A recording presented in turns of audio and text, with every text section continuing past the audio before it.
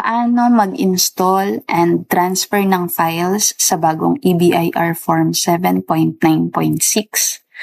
Gumawa muna tayo ng folder kung saan natin gusto i-install. So ako gusto ko dito sa C drive. Right click, gawa ka ng bagong folder.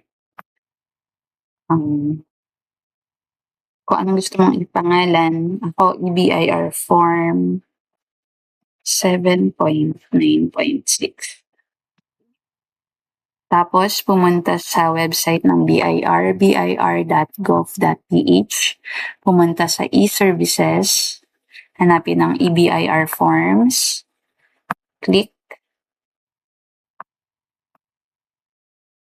here. Nada-download na yung EBIR form package. So, makikita mo siya dyan o kaya sa downloads. Sa downloads ng PC mo. Dito, downloads. So, ito na siya. Double-click.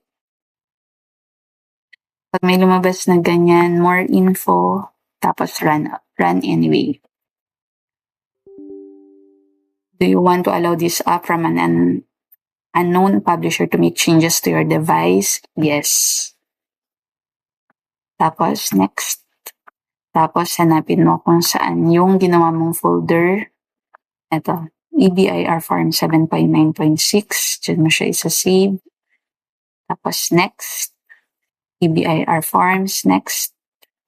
Install.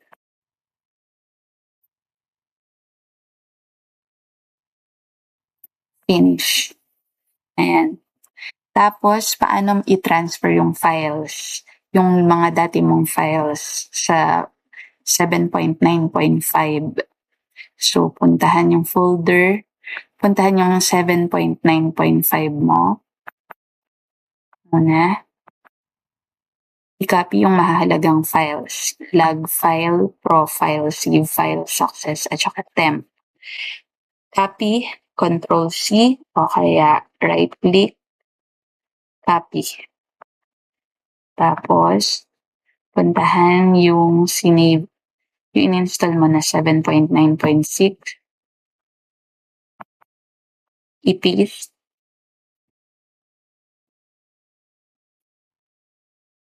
I-paste yung kinapi mo kanina. Replace the files in the destination. Okay, tapos open mo yung profile. So, ito yung nakasave doon na profile. Dadagdagan ng 2 yung TIN. So, additional 2 zeros sa branch code. Okay. Tapos, tingnan na natin dun sa BIR forms kung lalabas yung mga dati nating final. Ang purpose nun kaya natin kinapi-paste yung